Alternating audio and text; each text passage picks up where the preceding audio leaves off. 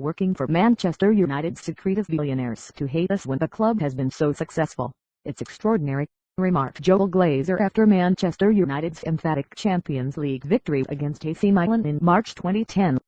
At that time the club's owners were caught in a pincer movement between the green and gold fans' protest which wanted the US billionaires to sell up, and the Red Knights group of major city figures which was gathering support to launch a takeover bid.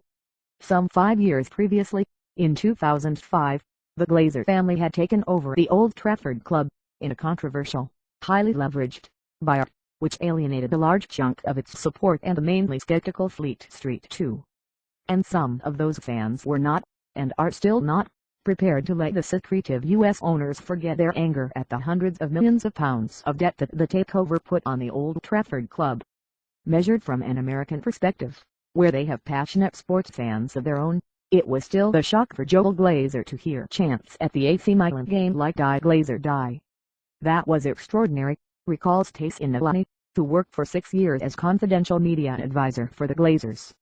Nalani, the former business journalist now PR executive, first began working on Glazer media matters in 2004. And, although he would become immersed in the extraordinary trappings which accompanied being part of the club, particularly the luxury which surrounded the players, he would draw up his Glazers media strategy from the humbler surrounds of a terraced house in Norwich. As he explains in his new book to coincide with the 10th anniversary of their takeover, while aging family patriarch Malcolm was the figurehead for the owners, day-to-day running of the club was in the hands of his sons, headed by Joel. The phrase that I repeatedly use is to describe Joel Glazer as measured. "I have dealt